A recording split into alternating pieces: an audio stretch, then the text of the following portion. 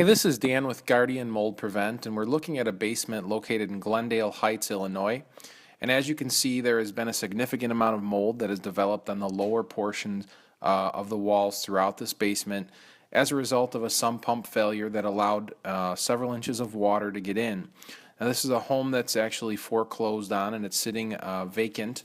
And unfortunately, because no one is at the property on a regular basis, it was not discovered that there was actually moisture in this basement for quite some time.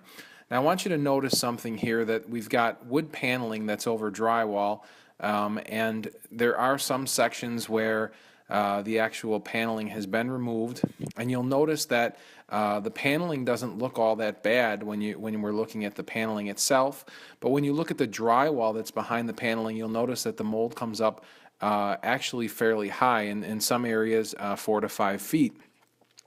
This is because when water gets into a basement and the drywall gets wet, the drywall acts like a sponge and will actually wick the moisture right up the wall. But when you slap paneling over the top of it, it actually holds that moisture in, and there's quite a bit of mold that develops as a result. Now, when we tackle a mold remediation project, we break things down into 3 different categories. You've got porous, semi-porous, and non-porous materials. When we're dealing with porous materials, we're talking about drywall, trim, insulation, pressed board, paneling, items that are very porous and are very difficult to clean when they get moldy. Then you've got semi-porous materials, so that's the wood framing that holds up the structure of the basement, and then or the walls, and then the concrete, which is non-porous, and that would be your foundation walls and your foundation floor. Now, once we've identified the materials in the basement, we then come in and we set up containment. We seal the basement or the affected area off from the rest of the living space. We place air scrubbers or negative air pressure machines inside of these work areas, and then we remove and discard all of the porous materials. So you pitch out all of the affected drywall, trim, insulation, paneling, and then once you've got down to the porous and down to the semi-porous and non-porous materials, we treat those with a biocide, we scrub them down, and then we coat them with an acrylic-based mold-resistant coating.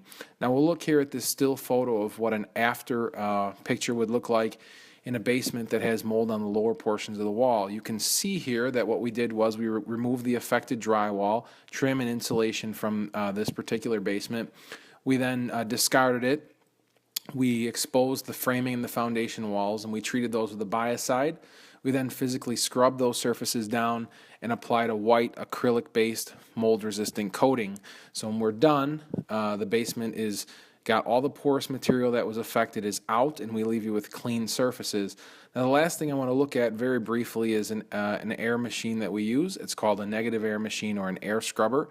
This is what will set apart a mold remediation firm from just Joe Handyman, who promises you that he will come in and gut the basement and take care of the issues for you.